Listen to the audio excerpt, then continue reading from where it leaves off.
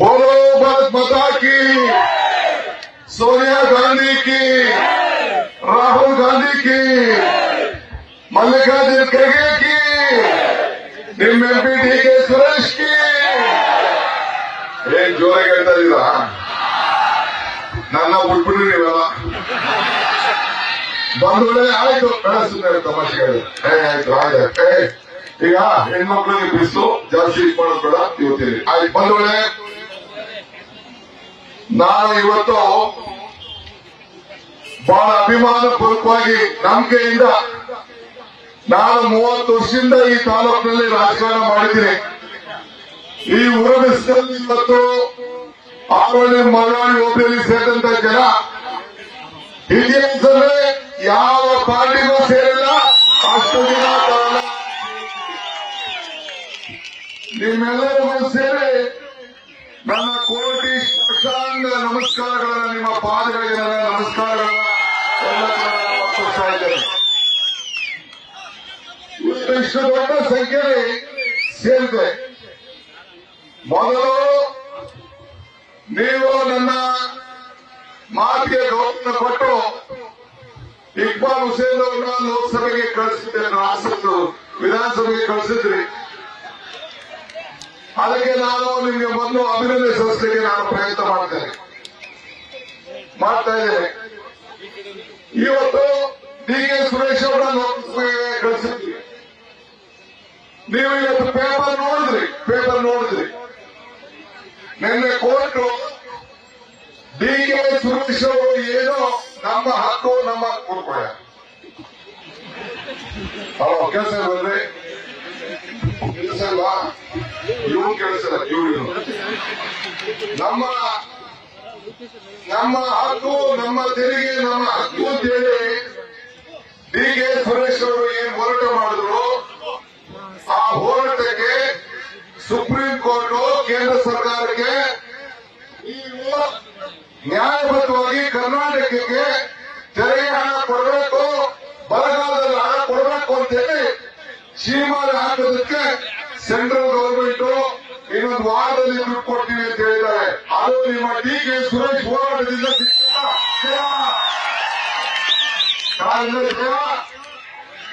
ಅದಕ್ಕೆ ನಾನು ಅವರ ಸುರೇಶನ್ನ ಆಯ್ಕೆ ಮಾಡಿದಂತ ನಿನ್ನೆ ನಾನು ಈ ಸಂದರ್ಭದಲ್ಲಿ ಅಭಿನಂದನೆ ಹೇಳಲಿಕ್ಕೆ ನಾನು ಪ್ರಯತ್ನ ಮಾಡ್ತಾ ಇದ್ದೇನೆ. ಇವತ್ತು ನಿರ್ಮಲಾ ಸೀತಾರಾಮನ್ ಅವರು ಕರ್ನಾಟಕಕ್ಕೆ ಯಾವ್ದು ಹಣನೂ ಕೊಡಬೇಕಾಗಿಲ್ಲ ಅಂತ ಹೇಳಿದ್ರು. ಅದು ಕೂಡ ಇವತ್ತು ಕೋರ್ಟ್ ಉತ್ತರವನ್ನ ಕೊಟ್ಟಿದೆ. ಈಗ ನಾನು ಕೆಲವು ಪ್ರಶ್ನೆಯನ್ನು ನಿಮ್ಮ ಮುಂದೆ ಕೇಳ್ತಾ ಇದ್ದೀನಿ. ಏನ್ ಪ್ರಶ್ನೆ ಕೇಳ್ತಾ ಇದ್ದೀನಿ ಅಂದ್ರೆ, ಈಗ ನಿಮಗೆ ಬಿಜೆಪಿ ಕ್ಯಾಂಡಿಡೇಟ್ ನಿಂತವ್ರೆ. ಈಗ ದೇವೇಗೌಡರು ಬಂದಿದ್ರು, ಅವರಲ್ಲಿನ ಬಿಜೆಪಿಯಿಂದ ನಿಲ್ಸವ್ರೆ.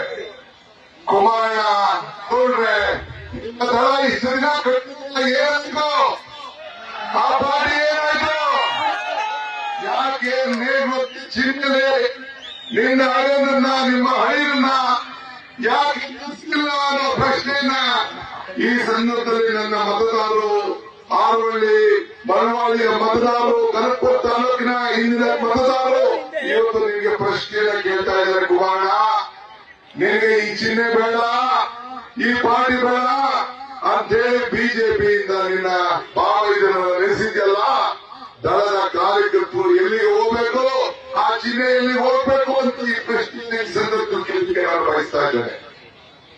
ಇವತ್ತು ತೆರೆ ಇಂಥ ಮಹಿಳೆ, ನಾನು ಎಲೆಕ್ಷನ್ ಟೈಮ್ಗೆ ಮುಂಚಿತವಾಗಿ ಬಂದಿದ್ದೆ. ನಮ್ಮ ಈ ಇಕ್ಬಾಲ್ ಹುಸೇನ್ ಅವರು ಎಲೆಕ್ಷನ್ ಬಂದಿದ್ದೆ, ನನಗೆ ಓಟ್ ಕೊಡಿ ಅಂತ ಕೇಳಿದೆ. ಯಾರು ಕೇಳಿದ್ರೆ ನನಗೆ ಓಟ್ ಕೊಡಿ ಅಂತ ಹೇಳಿದೆ. ನೀವೆಲ್ಲ ಆಶೀರ್ವಾದ ಮಾಡಿ ವಿಧಾನಸೌಧಕ್ಕೆ 134 ಜನ ಕೆಲಸ ಕಳಿಸಿದ್ರು. ಆ ಎಲೆಕ್ಷನ್ ಟೈಮಲ್ಲಿ ಒಂದು ಮಾತು ಹೇಳಿದೆ, ಕಮಲ ಆರವಳ್ಳಿ ಕೆರೆಯಲ್ಲಿ ತೆರೆ ಚಂದ, ಹೊಲದಲ್ಲಿದ್ದರೆ ಚಂದ, ಈ ದಾನ ಧರ್ಮ ಮಾಡುವ ಕೈಗೆ ತಾಯಿಲ್ಲ, ಅಧಿಕಾರದಲ್ಲಿ ಮಾತ್ರ ಚಂದ ಅಂತ ಹೇಳಿದೆ. ಈ ಕಡೆಯೇ ಯಾವ ತಮ್ಮ ಮನ ಬರ್ತೀವಿ ನೀವು ಕೆಲಸವನ್ನ ಉಳಿಸೋಣ ಅವರು ಈ ದಾನ ಧರ್ಮ ಮಾಡುವ ಕೈ ಅಧಿಕಾರದಲ್ಲಿ ಮಾತ್ರ ಚಂದ ಅಂತ ಹೇಳಿದೆ. ಈ ಅಧಿಕಾರಕ್ಕೆ ಬಂದ ಕೈಗೆ ಮೊದಲನೇ ದಿನ ವಿಧಾನಸೌಧದಲ್ಲಿ ನಾನು ಸಿದ್ದರಾಮಯ್ಯ ಅವರು ಕೂತ್ಕೊಂಡ ತಕ್ಷಣ ಈ 5 ಗ್ಯಾರಂಟಿಗಳನ್ನ ಅನುಷ್ಠಾನಕ್ಕೆ ತಂದು ನಾವು ಏನ್ ಮಾತು ಕೊಟ್ಟಿದ್ದೋ ಆ ಮಾತು ಪ್ರಕಾರ ಇವತ್ತು ನಡೆಸಿಕೊಂಡು ನಾವು ಬಂದಿದ್ದೇವೆ. ಹಿಂದೆ ಬಿಜೆಪಿಯವರು ಮಾತು ಕೊಟ್ಟಿದ್ರು. ಏನ್ ಮಾತು ಕೊಟ್ಟಿದ್ರು? ಕಪ್ಪಣ ಎಲ್ಲ ತಗೊಂಡ್ಬರ್ತೀವಿ, ಎಲ್ಲ ಕೂಡ ಕಾಂಗ್ರೆಸ್ ಅವರೆಲ್ಲ ವಿದೇಶಿದ್ದಾರೆ, ನೀವೆಲ್ಲ ಜನಧನ್ ಅಕೌಂಟ್ ಓಪನ್ ಮಾಡ್ಕೊಳ್ಳಿ, ನಿಮ್ಮ ಎಲ್ಲ ಅಕೌಂಟ್ಗೆ 15 ಲಕ್ಷ ರೂಪಾಯಿ ಹಾಕ್ತೀವಿ ಅಂತ ಹೇಳಿದ್ರು. ಬರ್ತಿದ್ರಿ ಯಾರು? ನಿಮ್ಗೆ ಯಾರು ಬರ್ತೀನಪ್ಪ? ಸ್ಟೇಜ್ ಮೇಲೆ ಬರ್ತಿದ್ದೀನಿ ಲೇ ಇಕ್ಬಾಲ್, ನಿಮ್ಗೆ ಯಾರು ಬರ್ತೀನಿ? ನೀನು ಒಬ್ಬಂಗೆ ಬಂದಿರ್ಬೇಕು. ಅಮ್ಮ ನಿಮ್ಗೇನು ಬರ್ತೀನಿ 15 ಲಕ್ಷ? ಯಾರಿಗೂ ಇಲ್ಲ. ನಾವೆಲ್ಲ ರೈತರು, ನೀವೆಲ್ಲ ರೈತರ ಮಕ್ಕಳು. ರೈತರ ಸಂಬಳ ಇಲ್ಲ, ರೈತರ ಪ್ರಮೋಷನ್ ಇಲ್ಲ, ರೈತರ ಲಂಚ ಇಲ್ಲ, ರೈತರಿಗೆ ಬಿಟ್ಟಿದ್ದೀವಿ. ಈಗ ರೈತರಿಗೆ ಎಲ್ಲ ಆದಾಯನ ಡಬಲ್ ಮಾಡ್ತೀನಿ ಅಂತ ಹೇಳೋದು. ಯಾರ್ಯಾರ ರೈತರಿಗೆ ಆದಾಯ ಡಬಲ್ ಆಯ್ತಾ? ಯಾರ್ಯಾರ ಅನುಕೂಲ ಆಯ್ತಾ? ಬೆಂಬಲ ಬೆಲೆ ಸಿಗ್ತಾ? ಕೋವಿಡ್ ಏನಾದ್ರು ಸಹಾಯ ಆಯ್ತಾ? ಇಲ್ಲ. ಓದಿ ವರ್ಷಕ್ಕೆ 2 ಕೋಟಿ ಉದ್ಯೋಗ ಕೊಡ್ತೀವಿ ಅಂತ ಹೇಳಿದ್ರು. ಪ್ರತಿ ಊರಿನಲ್ಲೂ ಉದ್ಯೋಗ ಕೊಡ್ತೀವಿ ಅಂತ ಹೇಳಿದ್ರು. ನಾನು ಕೇಳ್ತಾ ಇದ್ದೀನಿ, ಈ ಹಾರೋಳಿ ಹೋಗಿ ಮಹಾಜನತೆಗೆ ಬಡವಳಿಯವರಿಗೆ ಯಾವ್ದಾದ್ರು ನಿಮ್ಮೂರಲ್ಲಿ ಒಬ್ಬಂಗೆ ಒಂದು ಕೆಲಸ ಸಿಕ್ಕಿದೆ ಅಂದ್ರೆ ಒಂದು ಕೆಲಸ ಇಲ್ಲ, ಆಯ್ತು ಬೇಡಪ್ಪ, ಈಗ 15 ಲಕ್ಷ ಕೊಡ್ಬೇಡ, ಇಲ್ಲ ಡಬಲ್ ಮಾಡ್ಬೇಡ, ಇಲ್ಲ ಸಾಲ ಮನ್ನಾ ಮಾಡ್ತೀನಿ ಅಂತ ಹೇಳಿ ಅದನ್ನ ಮೊದಲೇ ಮಾಡಿದ ಸಾಲ ಮನ್ನಾ ಏನೂ ಇಲ್ಲ, ಯಾವುದೂ ಇಲ್ಲ. ಈಗ ನಾನು ಕೇಳ್ತಾ ಇದ್ದೀನಿ, ಓಟು ಕೇಳಂತ ಹಕ್ಕು ನಿಮ್ಗೆ ಎಲ್ಲಿದೆ? ಯಾವ ತರ ಬಂದು ಓಟ್ ಅನ್ನ ಕೇಳ್ತಾ? ಈ ತರ ದೇವರು ಬಂದು ಓಟ್ ಕೇಳಿದ್ರು ಅಂತ ಹೇಳಿದ್ರು, ಬಹಳ ಸಂತೋಷ ಆಯ್ತು. ಅವ್ರೇನಾದ್ರು ನಿಮ್ಗೆ ಕೆಲಸ ಮಾಡಿದ್ರೆ 25 ವರ್ಷದಿಂದ 30 ವರ್ಷದಿಂದ ನನ್ನ ಕ್ಷೇತ್ರ ಅಂತ ಹೆಜ್ಜೆ ಮೇಲೆ ಹೆಜ್ಜೆ ಹೊಡಿತಾ ಇರಲ್ಲ. ಈ ತಾಲೂಕಿನ ಜನತೆಗೆ ನೀವು ಮಾಡಿದಂತ ಸಾಕ್ಷಿ ಗುಡ್ಡೆ ಏನು ಅಂತ ನಾನು ಕೇಳಲಿಕ್ಕೆ ಇವತ್ತು ನಿಮ್ಮ ಮುಂದೆ ನಾನು ನಿಂತಾ ಇದ್ದೇನೆ. ಏನು ಸಾಕ್ಷಿ ಗುಡ್ಡೆ? ಏನು ಸಾಕ್ಷಿ ಗುಡ್ಡೆ? ಏನಾದ್ರು ನೀರಾವರಿ ಮಾಡಿದ್ರ? ಕಾವೇರಿ ಏನಾದ್ರು ದುಡ್ಡಿಲ್ಲ? 300 ಕೋಟಿ ರೂಪಾಯಿ ಇವತ್ತು ಕಟ್ಟಿ ಈ ಭಾಗಕ್ಕೆ ಕಾವೇರಿ ನೀರು ಕೊಡುವಂತ ತೀರ್ಮಾನವನ್ನು ಡಿ.ಕೆ. ಶಿವಕುಮಾರ್ ಮಾಡಿದ್ದಾರೆ. ಡಿ.ಕೆ. ಸುರೇಶ್ ಅವರ ಒತ್ತಡದ ಮೇಲೆ ಈ ಕೆರೆ ಅಭಿವೃದ್ಧಿಗೆ, ಈ ಕೆರೆಗೆ ನೀರು ತುಂಬಿಸಲಿಕ್ಕೆ ಈ ಜಿಲ್ಲೆಯ ಎಲ್ಲ ಕೆರೆಗಳನ್ನ, ಈ ಹೋಬಳಿ ಎಲ್ಲ ಕೆರೆಗಳನ್ನ, ಈ ತಾಲೂಕಿನ ಎಲ್ಲ ಕೆರೆಗಳನ್ನ ಇವತ್ತು ಮಾತೂರು ಕೆರೆ ನೀರು ಯಾಕೆ ತುಂಬಿದ್ರು? ಮಾತೂರು ಕೆರೆಗೆ ಡಿ.ಕೆ. ಶಿವಕುಮಾರ್ ತುಂಬಿದ್ರು, ಡಿ.ಕೆ. ಸುರೇಶ್ ತುಂಬಿದ್ರು. ಎಲ್ಲ ಕೆರೆಗಳು ಕೂಡ ಕೆರೆಗಳನ್ನ ಅರ್ಕಾವತಿ ನೀರನ್ನ ಕ್ಲೀನ್ ಮಾಡಿಬಿಟ್ಟು ಕೆರೆಗಳನ್ನ ತುಂಬಿಸಿ ರೈತರ ಬದುಕು ಹಸನು ಮಾಡುವಂತ ಕೆಲಸ ಯಾರು ಮಾಡಿದ್ರು? ಕುಮಾರಸ್ವಾಮಿ ಮಾಡಿದ್ರಾ? ಅನಿತಕ್ಕ ಮಾಡಿದ್ರಾ? ರೇವಣ್ಣ ಮಾಡಿದ್ರಾ? ಡಾಕ್ಟರ್ ಮಂಜುನಾಥ್ ಮಾಡಿದ್ರಾ? ಯಾರು ಮಾಡಿದ್ರು? ಉಪಕಾರ ಸ್ಮರಣೆ ಇವೆ, ಉಪಕಾರ ಸ್ಮರಣೆ. ಇವತ್ತು ಈ ರಾಜ್ಯದ ಬಡವರಿಗೆ ಈ ಕ್ಷೇತ್ರದಲ್ಲಿ, ರಾಮನಗರ ಕ್ಷೇತ್ರದಲ್ಲಿ ನೀವು ರಾಮನಗರ ಕೊಡಿ, ಆಡಳಿತ ಕೊಡಿ, ಅದರಲ್ಲಿ ಬಡವರಿಗೆ ಯಾರಿಗಾದ್ರು ಒಂದು ಸೈಟ್ ಕೊಟ್ಟಿದ್ರೆ, ಯಾರಿಗಾದ್ರು ಒಂದು ಸೈಟು ಬಡವರಿಗೂ ಸಾಗಲಿ ಜಮೀನು ಸಕ್ರಮ ಮಾಡಿದ್ರೆ ಯಾರು? ನಾನೇ ಚೇರ್ಮನ್ ಆಗಿದ್ದೆ. ಈ ಕ್ಷೇತ್ರದಲ್ಲಿ ನಮ್ಮ ತಾಲೂಕಲ್ಲಿ 8,000 ಎಕರೆ ಜಮೀನನ್ನ ಎಲ್ಲರೂ ಕೂಡ ನಾನು ಹಂಚಿದೆ. ನಾನ್ ಚೇರ್ಮನ್ ಆಗಿದ್ದಾಗ ಎಲ್ಲ ಹಂಚಿದೆ. ಕುಮಾರಸ್ವಾಮಿ ಎಣಿತ ಇಲ್ಲಾಗಿರಲ್ಲ, ಯಾರು ಬಡವರಿಗೆ ಚೇರ್ಮನ್ ಜಮೀನ ಯಾರು ರಕ್ಷಣೆ ಮಾಡಿದ್ರೆ? ಯಾರು ರಕ್ಷಣೆ ಮಾಡಲಿಲ್ಲ. ಇವತ್ತು ಸೈಟ್ ಇಲ್ಲ, ಒಂದು ವಿಚಾರ ಇಲ್ಲ. ಈಗ ನೀವು ಇಕ್ಬಾಲ್ ಹುಸೇನ್ ಮಾಡಿದ್ದೀರಿ. ಇಕ್ಬಾಲ್ ಹುಸೇನ್ ಅಲ್ಲ, MP ಇದೆ, MLA ಇದೆ. ಡಿ.ಕೆ. ಸುರೇಶ್, ಡಿ.ಕೆ. ಶಿವಕುಮಾರ್ ಜವಾಬ್ದಾರಿ ತೆಗೆದುಕೊಂಡು ನಿಮ್ಮ ಕೆಲಸವನ್ನು ಮಾಡ್ತೀನಿ ಅಂತ ಹೇಳಲಿಕ್ಕೆ ಇವತ್ತು ನಾನು ಮುಂದೆ ನಾನು ನಿಂತಿದ್ದೇನೆ. ಕೆಳಗಡೆ ರವಿ ಕೂತಿದ್ದಾರೆ, ನಾರಾಯಣಗೌಡರು ಕೂತಿದ್ದಾರೆ, ಎಲ್ಲ ನಮ್ಮ ಜಿಲ್ಲಾ ಪಂಚಾಯತಿ ಮೆಂಬರ್ ಆಗಿದ್ದಂತ ಭುಜಂಗಣ್ಣ ಕೂತಿದ್ದಾರೆ, ರಾಮಕೃಷ್ಣ ಕೂತಿದ್ದಾರೆ, ಎಲ್ಲರೂ ಕೂತಿದ್ದಾರೆ. ಇವತ್ತು ನಾನು ನಿಮ್ಗೆ ಹೇಳೋದಿಷ್ಟೇ, ಈ ದೇಶಕ್ಕೆ ನಾವು ಈ ರಾಜ್ಯಕ್ಕೆ ಏನ್ ಮಾತು ಕೊಟ್ಟಿದ್ದೇವೆ ಮಾತನ್ನ ಉಳಿಸ್ಕೊಂಡಿದ್ದೇವೆ. ಪ್ರಜಾಧ್ವನಿಗೆ ಯಾತ್ರೆ ಮಾಡುದು ನಿಮ್ಮ ಕಷ್ಟ ಅರಿವಾಯ್ತು. ಇವತ್ತು ಕಾವೇರಿ ಜಲಾನಯ ಪ್ರದೇಶದಲ್ಲಿ ಮೇಕೆದಾಟು ಇವತ್ತು ನೋಡಿ, ಮೇಕೆದಾಡ್ತೀವಿ. ನಮ್ಮ ನೀರು ನಮ್ಮ ಮೇಕೆದಾಟು.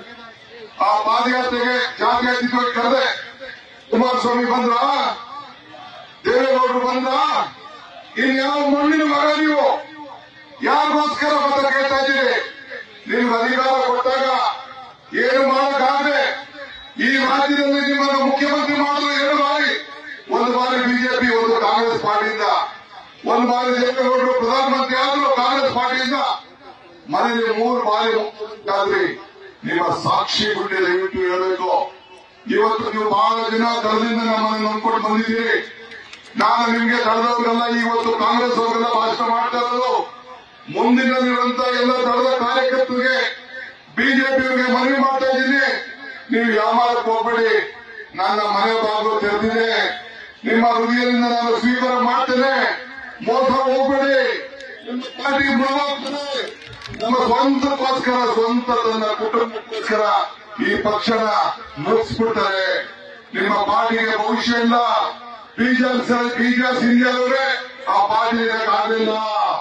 ಈ ಬೀಜ ನಮ್ಮ ನಾರಾಯಣಗೌಡರು ಪಾರ್ಟಿ ಇರಕ್ಕಾಗಲಿಲ್ಲ. ವಿಶ್ವನಾಥ್ ಪಾರ್ಟಿ ಇರಕ್ಕಾಗಲಿಲ್ಲ. ಯಾರು ಪಾರ್ಟಿ, ರಾಜು ರಾಮನಗರದ ರಾಜು ಪಾರ್ಟಿ ಇರಕ್ಕಾಗಲಿಲ್ಲ. ಕೃಷ್ಣ ಪಾರ್ಟಿ ಇರಕ್ಕಾಗಲಿಲ್ಲ. ಅಶ್ವಥ್ ಪಾರ್ಟಿ ಇರಕ್ಕಾಗಲಿಲ್ಲ. ನಾಗೇಗೌಡರು ಪಾರ್ಟಿ ಇರಕ್ಕಾಗಲಿಲ್ಲ. ಬೈರೇಗೌಡರು ಪಾರ್ಟಿ ಇರಕ್ಕಾಗಲಿಲ್ಲ. BL ಶಂಕರ್ ಪಾರ್ಟಿ ಇರಕ್ಕಾಗಲಿಲ್ಲ. ಚನ್ನಸ್ವಾಮಿ ಪಾರ್ಟಿ ಇರಕ್ಕಾಗಲಿಲ್ಲ. ಜಮೀರ್ ಪಾರ್ಟಿ ಇರಕ್ಕಾಗಲಿಲ್ಲ. ಯಾರು ಕೂಡ ಪಾರ್ಟಿ ಇರಕ್ಕಾಗಲಿಲ್ಲ. ಕುಮಾರಸ್ವಾಮಿ ಜೊತೆ ದೇವೇಗೌಡರು ಪ್ರಧಾನಮಂತ್ರಿ ಆಗಿದ್ದಾಗ 17 ಜನ MP ಗೆದ್ದಿದ್ರು.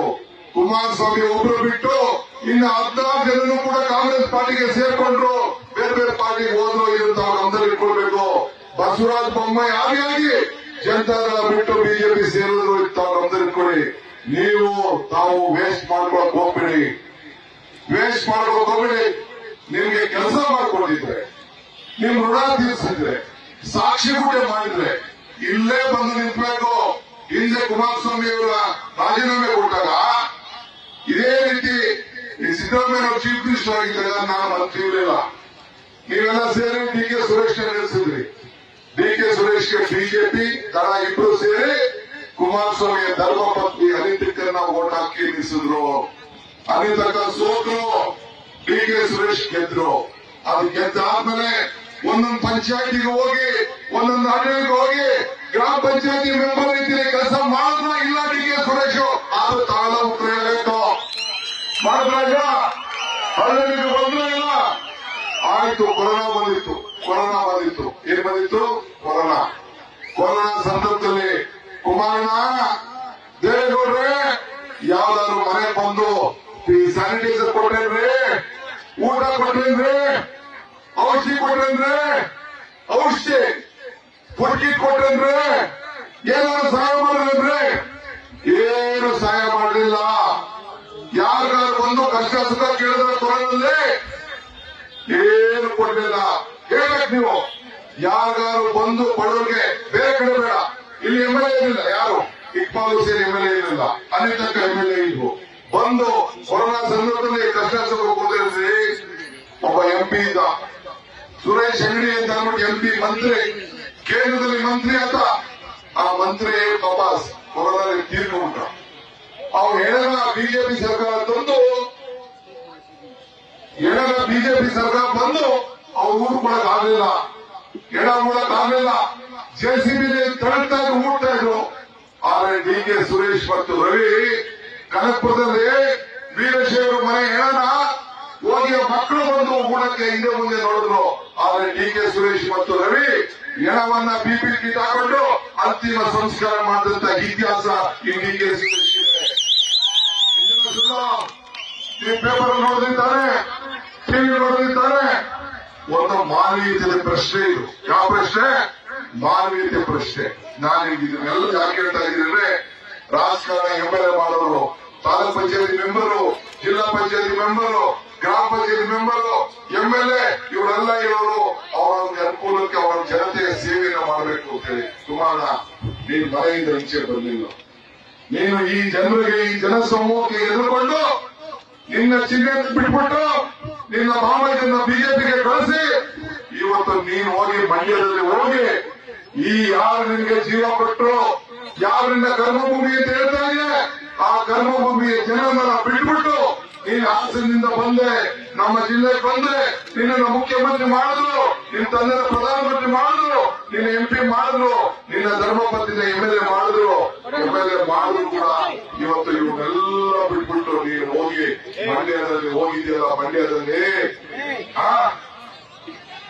ರಾಮನಗರದ ಒಂದು ಕಣ್ಣು, ಚನ್ನಪಟ್ಟಣದ ಒಂದು ಕಣ್ಣು, ಏನಾಯ್ತು ನಿನ್ನ ಕಣ್ಣುಗಳು? ನಿನ್ನ ಕಣ್ಣು ಈಗ ಮಂಡ್ಯ ಕಡೆ ಹೋಗಿದೆ. ನಾನು ನೋಡಿ ಹಾಸನಕ್ಕೆ ಹೋಗಿದ್ದೀನಿ, ಮಂಡ್ಯ ಹೋಗಿದ್ದೀನಿ, ಕೋಲಾರ ಹೋಗಿದ್ದೀನಿ, ಇಲ್ಲಿ ಬಂದಿದ್ದೀನಿ. ಯಾವ ಕಾರಣಕ್ಕೂ ಜನ ಕ್ಷಮಿಸಲಿಲ್ಲ. ಕುಮಾರಣ್ಣ, ನಿನ್ನ ಮನೆಯಲ್ಲಿ 3 ಜನ ನಿಂತಿದ್ದಾರಲ್ಲ, 3 ಜನ ಸೋಲು ಖಚಿತ. ಈ 25,000 ಜನನೇ ಸಾಕ್ಷಿ. ಇಲ್ಲಿ ಸೇರಿದಂತ 25-30 ಸಾವಿರ ಜನನೇ ಈ ಹುಡುಗರಲ್ಲಿ ನಿಂತ್ಕೊಂಡು ನನ್ನ ತಾಯಿಗಳ ಸಾಕ್ಷಿ. ಈಗ ನನಗೆ ಅವಕಾಶ ಮಾಡಿಕೊಟ್ರಿ, ಕಾಂಗ್ರೆಸ್ ಪಕ್ಷದ ಅಧ್ಯಕ್ಷರಾಗಿ ಮಾತು ಕೊಟ್ಟೆ ನಿಮಗೆ. 5 ಗ್ಯಾರಂಟಿ, 5 ಗ್ಯಾರಂಟಿ, 5 ಗ್ಯಾರಂಟಿ. 5 ಫಸ್ಟ್ ಮನೆ ಜ್ಯೋತಿ ಬೆಳಬೇಕು ಅಂತ ಮಲ್ಲಿಕಾರ್ಜುನ್ ಖರ್ಗೆ ಅವರು, ಮಹಾತ್ಮ ಗಾಂಧೀಜಿ ಅವರು ಕಾಂಗ್ರೆಸ್ನ ನಾಯಕತ್ವ ವಹಿಸಿದಂತ ಜಾಗದಲ್ಲಿ ಒಂದು ಜ್ಯೋತಿ ಉದ್ಘಾಟನೆ ಮಾಡಿದ್ರು. ನಿಮ್ಮೆಲ್ಲರಿಗೂ 200 ಯೂನಿಟ್ ಕರೆಂಟ್ ಬರ್ತಾ ಇದೆಯಲ್ವಾ? ಎಲ್ಲ ಫ್ರೀ ಬಿಲ್ ಬರ್ತಾರೆ. ಸೊನ್ನೆ ಬಿಲ್ಲು ಒಂದು. ನನ್ನ ತಾಯಿ ಇದ್ದಾರೆ, ಪಾಪ ಅವರಿಗೆಲ್ಲ ಅಡಿಗೆ ಬೆಲೆ ಎಲ್ಲ ಪದಾರ್ಥ ಜಾಸ್ತಿ ಆಗುತ್ತೆ. ಗ್ಯಾಸ್ 440 ಇದ್ದಿತ್ತು 1,100 ಆಗೋಯ್ತು. ಪೆಟ್ರೋಲ್ ಬೆಲೆ ಜಾಸ್ತಿ ಆಗೋಯ್ತು, ಡೀಸೆಲ್ ಬೆಲೆ ಜಾಸ್ತಿ ಆಗೋಯ್ತು, ಸೋಪ್ ಬೆಲೆ ಜಾಸ್ತಿ ಆಗೋಯ್ತು, ಉಪ್ಪಿನ ಬೆಲೆ ಜಾಸ್ತಿ ಆಯ್ತು.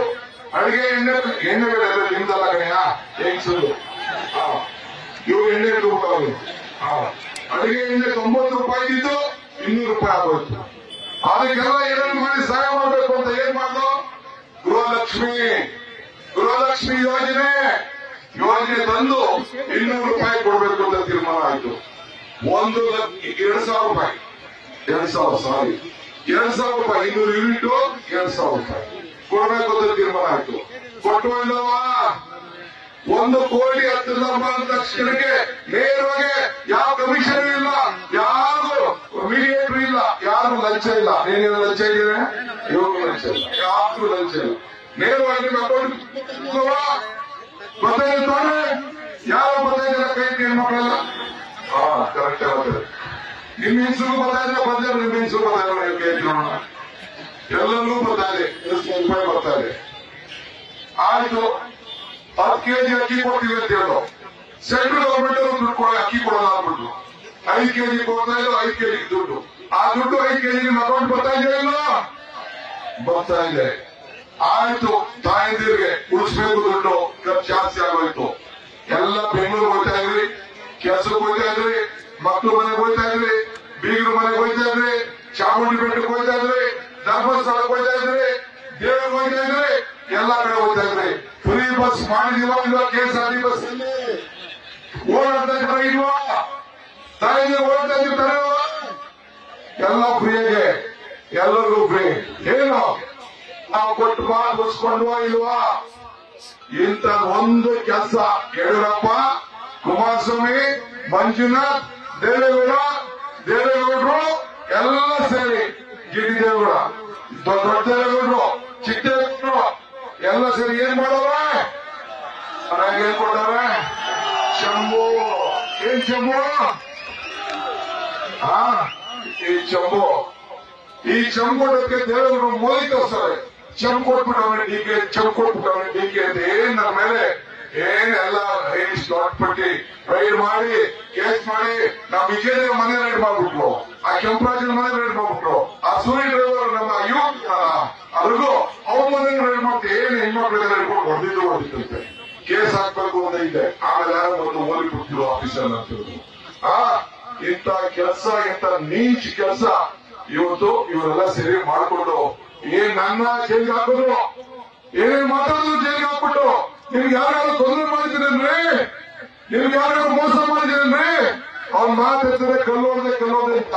ನನ್ ಜಮೀನು ನಾನು ಪಂಡೆ ಹೊಡ್ಕೊಂಡು ನಾನು ಊಟ ಮಾಡಿದ್ರೆ ನಿನಗೇನೇ ಕುಮಾರ ಕಷ್ಟ? ಯಾರು ಚಾಲಕರಲ್ಲಿ ಲಂಚ ಇಸ್ಕೊಂಡಿದ್ದೀರೇನ್ರಿ, ಯಾವ ಒಂದು ಅಪರಾಧ ಇದ್ದೀನ್ರಿ, ಯಾರು ಕಮಿಷನ್ ಕೊಟ್ಟಿದ್ದೀರಪ್ಪ 40 ವರ್ಷದಿಂದ ಇಲ್ಲಿ ರಾಜಕಾರಣ ಮಾಡ್ತಿರೋ ಬಾರ್ಗೇನಿಂಗ್ ಸೊಸೈಟಿ ಡೈರೆಕ್ಟರ್ ಇಂದ ಹಿಡಿದು 8 ಬಾರಿ ಈ ಕ್ಷೇತ್ರದ ಮಹಾಜನತೆ ಕನಕಪುರ ತಾಲೂಕವರು ನನ್ನ ವಿಧಾನಸೌಧದಿಂದ ಕಳಿಸಿದ್ರಲ್ಲ, ನಾ ದೊಡ್ಡ ಅಧಿಕಾರದಲ್ಲಿ ಬೆಳೀತಾ ಇದ್ದೀನೇನ್ರಿ. ನಿಮ್ಮ ಸೇವಕನಾಗಿ ಇವತ್ತು ನಾನು ದುಡಿತಾ ಇದ್ದೇನೆ, ನಿಮ್ಮ ಸೇವಕನಾಗಿ ದುಡಿತಾ ಇದ್ದೇನೆ. ಬಂಧುಗಳೇ, ನಿಮ್ಗೆ ಹೇಳೋದಿಷ್ಟೇ, ಉಳೋನ್ಗೆ ಭೂಮಿ ಕೊಟ್ಟವ್ರು ನಾವು, ಸೈಟ್ ಕೊಟ್ಟವ್ರು ನಾವು, ಮನೆ ಕೊಟ್ಟವ್ರು ನಾವು, ಓಲ್ಡ್ ಏಜ್ ಪೆನ್ಷನ್ ಕೊಟ್ಟವ್ರು ನಾವು, ಮಕ್ಕಳ ಬಿಸಿ ಊಟ ಕೊಟ್ಟವ್ರು ನಾವು, ಶ್ರೀ ಶಕ್ತಿ ಸಂಘ ಮಾಡಿದ್ರು ನಾವು, ರೈತರಿಗೆ ಯಾರಿಗೆ 5 ರೂಪಾಯಿ ಹಾಲುಗೋಸ್ಕರ ಸಬ್ಸಿಡಿ ಕೊಟ್ಟವ್ರು ನಾವು, ಕೃಷಿ ಭಾಗ್ಯ ಮಾಡಿದ್ರು ನಾವು, ಕೃಷಿ ಉಂಡ ಮಾಡಿದ್ರು ನಾವು, ಅನ್ನ ಭಾಗ್ಯ ಕೊಟ್ಟವ್ರು ನಾವು, ಎಲ್ಲ ಕೂಡ ಮಕ್ಕಳಿಂದ ಹಿಡಿದು ದೊಡ್ಡವರಿಂದ ಕಾರ್ಯಕ್ರಮ ಕೊಟ್ಟವ್ರು ನಾವು.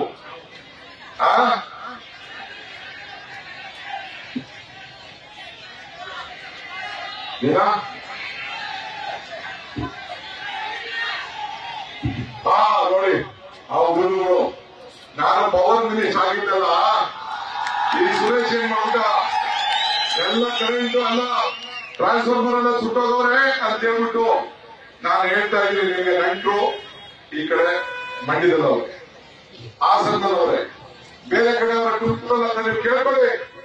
ಇಡೀ ರಾಜ್ಯದಲ್ಲ, ಇಡೀ ದೇಶದಲ್ಲಿ ಒಬ್ಬೊಬ್ಬ ರೈತರಿಗೆ ಒಂದೊಂದು ಟಿಸಿ ಕೊಡುವಂತ ಕಾರ್ಯಕ್ರಮ ಯಾರು ಮಾಡಿದ್ರೆ ಇದು ಡಿ.ಕೆ. ಸುರೇಶ್, ಡಿ.ಕೆ. ಶಿವಕುಮಾರ್. ಬರೀ ಟ್ರಾನ್ಸ್ಫಾರ್ಮರ್ ಸುಟ್ಟಾಗ ಲಂಚ ಇಸ್ಕೊಡ್ಬೇಕಾಯ್ತು, 20,000 30,000 ಕೊಡ್ಬೇಕಾಯ್ತು. ಈಗ ಯಾರಿಗಾದ್ರೂ ತೊಂದರೆ ಆಗಿದ್ಯಾ, ಕರೆಂಟ್ ಏನಾದ್ರು ಸಮಸ್ಯೆ ಆಗಿದ್ಯಾ? ಕುಮಾರಣ್ಣ 2 ಬಾರಿ ಚೀಫ್ ಮಿನಿಸ್ಟರ್ ಕೊಟ್ಟರು, ಪ್ರಧಾನಮಂತ್ರಿ ಮಾಡಿದ್ರು. ನಾನು ಕೂಡ ಅನಿತಕ್ಕ ಗೆಲ್ಲಿ ಅಂತ ಹೇಳ್ಬಿಟ್ಟು ಬಿಜೆಪಿ ನಾವು ವಾಪಸ್ ಸಿಎಂ ಮಗನ್ನ. ನಿಜ ತಾನೇ, ನಾನು ನಿನ್ನ ಚೀಫ್ ಮಿನಿಸ್ಟರ್ ಮಾಡಬೇಕು, ಏನೋ ಒಬ್ಬ ಇರ್ಲಿ ರೈತರ ಮಗ ಅಂತ ಹೇಳ್ಬೋದಾ? ಬಿಜೆಪಿ ಬೇಡ ಅಂತ ಮಾಡಿದ್ರೆ ನಾನು ನಿನ್ನ ಮೋಸ ಮಾಡಿದೆ ಅಂತ ಹೇಳ್ತೀರಯ್ಯ. ನಿನ್ನ ಮನೆದೇವರು ನಿನ್ನ ಬಾಗ್ಲ ಕಾದೆ, ನಿನ್ನ ಸರ್ಕಾರದಲ್ಲಿ ಕೆಲಸ ಮಾಡಿದೆ, ನನ್ನೇ ನೀನು ಮೋಸ ಮಾಡಿದೆ ಅಂತ ಹೇಳ್ತೀಯಲ್ಲ, ಬೆನ್ನಿ ಚೂರಿ ಅಂತ ಹೇಳ್ತೀಯಲ್ಲ. ನಿನಗೆ ಈ ಜನ ದೇವರು, ಈ ಮತದಾರ ದೇವರು ಒಳ್ಳೇದು ಮಾಡ್ತಾರೇನ್ರಿ? ನಾನೇನು ಮೋಸ ಮಾಡಿದ್ದೀನಪ್ಪ? ಇವತ್ತು ನೀವು ಉತ್ತರ ಕೊಡ್ಬೇಕು. ಇವತ್ತು ಡಿ.ಕೆ. ಸುರೇಶ್ ಅವ್ರ ಹೋದ ಎಲೆಕ್ಷನ್ ಅಲ್ಲಿ ಒಬ್ರೆ 2.5 ಲಕ್ಷ ನೀವು ಗೆಲ್ಸಿದ್ರಿ. ಅವ್ರಿಗೆಲ್ಲೇ ಏನೇ ಮಾಡ್ಕೊಳ್ಳಿ, ನಾವು ಮಾಡಿದ ಕೆಲಸ, ನಮ್ಮ ಶಕ್ತಿ ಏನಪ್ಪಾ ಅಂದ್ರೆ ನಾವು ಜನರು ಕೊಟ್ಟಂತ ಸಹಾಯ, ಕೊಟ್ಟಂತ ಕಾರ್ಯಕ್ರಮ, ಅವರ ಬದುಕಿನಲ್ಲಿ ನಾವು ಅನುಕೂಲ ಮಾಡಿಕೊಟ್ಟಿದ್ದೇವೆ. ಇವತ್ತು ನಾನು ಕೇಳ್ತಾ ಇದ್ದೀನಿ, ನೀನ್ ಏನ್ ಕೊಟ್ಟೆ ಅಂತ ಕೊನೆಗೆ ಹೇಳ್ತಾ ಇದೀವಿ, ನೀನ್ ಕಾಲೇಜ್ ಚೆಂಬು ಕೊಟ್ಟು ಕಳಿಸ್ತೇ ಎಲ್ಲರಿಗೂ ಅಂತ. ಸುಮ್ಕ ಹೆಣ್ಮಕ್ಳೆಲ್ಲ ಇವತ್ತು ಪಾಪ ಇದನ್ನ ತೆಂಗಿನಕಾಯಿ ಇಟ್ಕೊಂಡು ಕಳಸ ಹೊತ್ಕೊಂಡು ನನಗೆ ಮೆರವಣಿಗೆ ಮಾಡೋದು ಎಲ್ಲ ಈ ಬಿಸಿನಲ್ಲಿ ಬಂದಂತ ಎಲ್ಲ ನನ್ನ ತಾಯಿದರಿಗೆ ನಿಮ್ಮೊಂದು ಕೋಟಿ ಕೋಟಿ ಕೋಟಿ ನಮಸ್ಕಾರ ಹೇಳಲಿಕ್ಕೆ ನಾನು ಬಯಸ್ತಾ ಇದ್ದೇನೆ. ಇಂಥ ಅವಕಾಶ ಬಂದಿದೆ, ನಾನು ತರವಾಗಿ ಬಂದಿದ್ದೇನೆ. ದೇವೇಗೌಡರ ಭಾಷಣಕ್ಕೆ ಎಷ್ಟು ಚೆನ್ನಾಗಿದ್ರು ನನಗೆ ಗೊತ್ತಿಲ್ಲ. ನನ್ನ ಕಣ್ಣು ಆನಂದ ತುಂಬಿದೆ, ನನಗೆ ಸಂತೋಷ ಆಗಿದೆ. ಕನಿಷ್ಠ ರಾಮನಗರ ಕ್ಷೇತ್ರದಲ್ಲಿ 25,000ಕ್ಕೂ ಹೆಚ್ಚು ಅಂತರದಿಂದ ಡಿ.ಕೆ. ಸುರೇಶ್ ಅವರನ್ನ ಗೆಲ್ಲಿಸಬೇಕು, ಡಿ.ಕೆ. ಸುರೇಶ್ ಅವರನ್ನ ಗೆಲ್ಲಿಸಬೇಕು. ಇವತ್ತು ನಾನು ಕನಕಪುರ ತಾಲೂಕನ್ನ ಯಾವ ರೀತಿ ಮಾಡಿದ್ದೇನೆ, ಇವತ್ತು ಈ ಊರು ಬಿಸಿಲಿನಲ್ಲಿ ಮಧ್ಯಾಹ್ನ ನಾನು ಹೇಳ್ತಾ ಇದ್ದೇನೆ, ಅದಕ್ಕಿಂತ ದೊಡ್ಡದಾಗಿ ಈ ಚಾಮುಂಡೇಶ್ವರಿ ಇವತ್ತು ನಾನು ಆಂಜನೇಯನ ಪೂಜೆ ಮಾಡ್ಕೊಂಡು ಬಂದಿದ್ದೇನೆ. ರಾಮನ ಬಂಟ ಆಂಜನೇಯ, ರಾಮನ ತಂದೆ ದಶರಥ ಮಹಾರಾಜ, ಆದರೆ ರಾಮನ ತಂದೆ ದಶರಥ ಮಹಾರಾಜನ ದೇವಸ್ಥಾನ ಇಲ್ಲ, ಎಲ್ಲೋದು ರಾಮನ ಬಂಟ ಆಂಜನೇಯ ದೇವಸ್ಥಾನ ಇದೆ. ಆಂಜನೇಯ ರಾಮನ ಸೇವಕ. ಹಂಗೆ ನಾನು ನಿಮ್ಮ ಸೇವಕನಾಗಿ ಈ ಕನಕಪುರದ ಮಾನವಿಯನ್ನ ಇವತ್ತು ಈ ಹಾವೇರಿಯನ್ನು ಪ್ರಗತಿ ಮಾಡುವಂತ ಕೆಲಸ ನಾನು ಮಾಡ್ತೀನಿ ಅಂತ ಹೇಳಿ ಇವತ್ತು ಪ್ರತಿಜ್ಞೆಯನ್ನ ನಾನು ನಿಮ್ಮ ಮುಂದೆ ನಾನೆಲ್ಲ ಮಾಡ್ತಾ ಇದ್ದೇನೆ. ಪ್ರತಿಜ್ಞೆ ಮಾಡ್ತಾ ಇದ್ದೇನೆ. ನಿಮ್ಮನ್ನ ಬಿಟ್ಟು ಹೋಗೋದಿಲ್ಲ, ಹೊರಗಡೆ ಹೋಗೋದಿಲ್ಲ, ನಿಮ್ಮನ್ನ ಮೋಸ ಮಾಡೋದಿಲ್ಲ. ನಾನು ಬದುಕಿತ್ತು ಕನಕಪುರ ತಾಲೂಕಲ್ಲಿ, ಸತ್ತು ಕನಕಪುರ ತಾಲೂಕಲ್ಲಿ ನಾನು ಹೆಣ ಕೂಡ ದೊಡ್ಡವರಿಗೆ ಹೋಗ್ತದೆ. ಇದನ್ನು ತಾವು ಗಮನದಲ್ಲಿ ಇಟ್ಕೊಳ್ಬೇಕು. ದಯವಿಟ್ಟು ನೀವೆಲ್ಲ ಸೇರಿ ಇಷ್ಟು ಹುಲಿ ಬಿಸಿಲಲ್ಲಿ ನಿಂತ್ಕೊಂಡು ನನಗೆ ಕೇಳ್ತೀರಿ. ಮನುಷ್ಯನಿಗೆ ನಂಬಿಕೆ ಬಹಳ ಮುಖ್ಯ. ಈ ಮರಕ್ಕೆ ಬೇರೆ ಎಷ್ಟು ಮುಖ್ಯನೋ ಮನುಷ್ಯನಿಗೆ ನಂಬಿಕೆ ಕೂಡ ಅಷ್ಟು ಮುಖ್ಯ. ನಾನು ಈಗೂ ಕೂಡ ಜನತಾದಳದ ಬಿಜೆಪಿ ಕಾರ್ಯಕರ್ತರಿಗೆ ಕೈ ಮುಗಿದು ಕೇಳ್ತಾ ಇದ್ದೀನಿ, ಟೈಮ್ ವೇಸ್ಟ್ ಮಾಡ್ಕೊಳಕ್ ಹೋಗ್ಬೇಡಿ.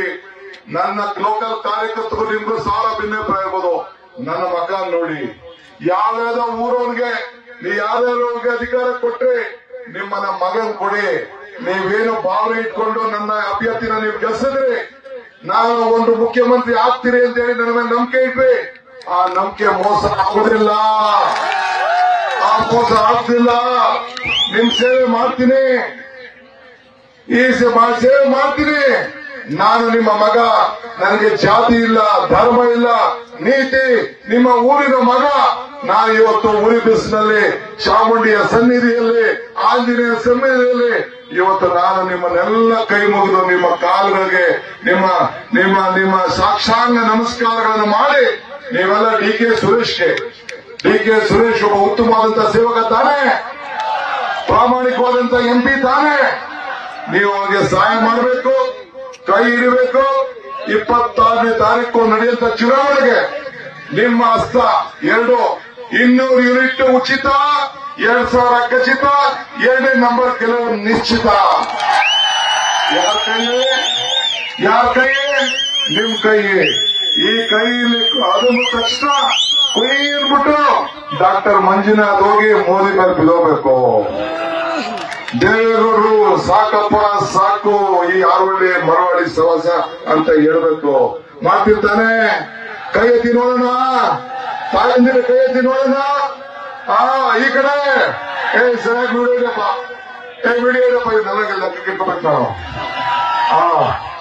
ಅದಕ್ಕೆ ನೀನೇ ಕೈ ಎತ್ತಾನ, ನೀನು ಯಾವನೇನಾದ್ರು ಮೋಸ ಗಿಸ ಮಾಡ್ತೇನೆ ಆಗ್ಬೋದ? ಬಹಳ ಸಂತೋಷ. ನಿಮ್ಮೆಲ್ಲರಿಗೂ ನಮಸ್ಕಾರ. ನನ್ನ ನಮಸ್ಕಾರಗಳೆಲ್ಲ ನಿಮ್ಮ ಮನೇಲಿ ತಿಳಿಸಿ.